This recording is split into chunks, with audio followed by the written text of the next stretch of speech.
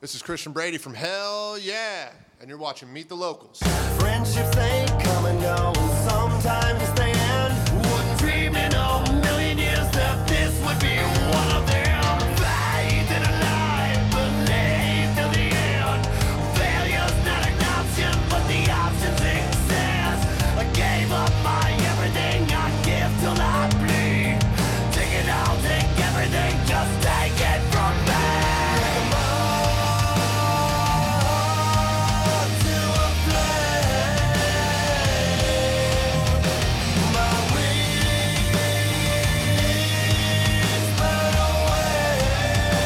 April here with Radio Not Entertainment. I'm doing our segment Meet the Locals. I have a very special guest today, Christian Brady from Hell Yeah. How you doing? How you doing? Good. So talk about what it's like to join a band like Hell Yeah. How did the opportunity come about? It's kind of insane. It's kind of crazy. It was awesome. I've known. It's kind of funny how it came about. I live in Vegas, and I've known Vinnie for like the last 5 years, probably like 5 years now, and we always used to hang. He has a house out in Vegas as well, and we used to hang out there. And when they did the record, I met Tommy, got to know Tommy really well, and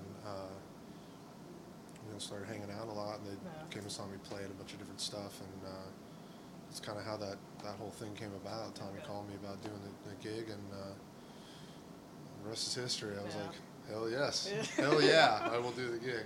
How long have you been playing with them now? About a year. Okay. Yeah, almost a year. Yeah. So Chad Gray is a very unique singer. It seems like a lot of people can relate to what he is singing about. What is it like working with him?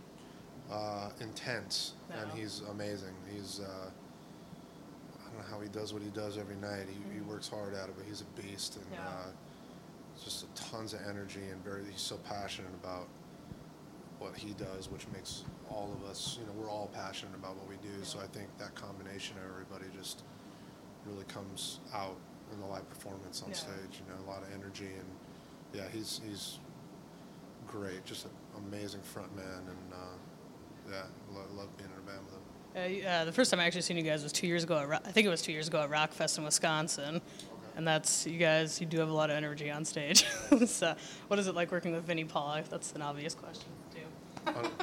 Amazing. Yeah. I grew up listening to Pantera. All of us did, and it's funny because it becomes different when you just become such good friends with somebody and you're playing in a band with them. It's so cool to get to turn around and look back at the drum riser, and it's Vinnie Paul playing drums. Yeah. He's one of the best. Seems ever, like a super down to earth dude. Super down to earth, super cool, just amazing talent. Drums, writer, producer, everything, engineer. He's such a talented guy, man, and it's a real treat. Yeah. So, what is your opinion on the music industry nowadays, specifically like metal and rock? That's a sticky question, isn't it? Yeah, I hate that question. I think, as far as metal's concerned and rock, I think, it's funny, I read an interview with Eddie Van Halen the other day, and he actually put it really well. He was like, it's kind of no different from what they were doing back then, because rock and roll in the late 70s wasn't happening. It was all disco and punk and all this stuff, and they had to fight hard to get, nose to the ground, playing shows all over, and I think that's kind of where it's at for rock and metal, and I think metal's always been about that. I think it's always been about the grind. You go out and play shows and make fans and win people over and build your fan base, and hopefully you get something that translates, but it's not, it's about staying true to what you love and what your band does, and I think the industry is very pop rock oriented right now. There's a lot of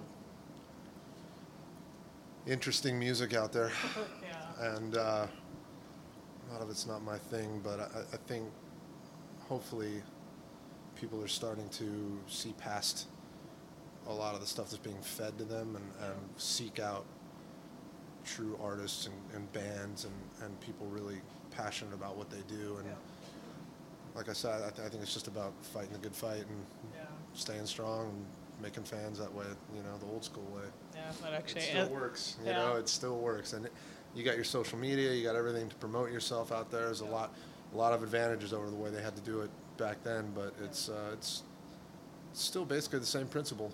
Yeah, that actually answers my next question, because I actually interview a lot of local bands. So I was going to ask, what advice would you give them for if they're looking to just start out or go on tour? That's it. Yeah. But write songs and play shows, make Yeah. fans, meet people. Yeah. You know, don't get out and meet people. You got to be willing to go out and talk to people and make fans that way too. People remember that. You know, they remember getting to sit with you and have a conversation and, those guys are really cool. We're gonna go back and see them. Yeah. You know, and yeah, that's Yeah. it. Just fight. Yes, Fight hard. you have know? to. believe in what you do and fight Yeah. hard. Yep. So what are your guys' plans after this Blood for Blood tour? Well, this album cycle is going to last pretty much the rest of the year. I mean, we'll have some little stretches where we're off, but I know we're doing another run in April, another U.S. run, and I know them. Right after that, we head to Europe and the UK, Yeah. and then I think there might be another U.S. run, but I think there's going to be some international stuff as well before the end of the year.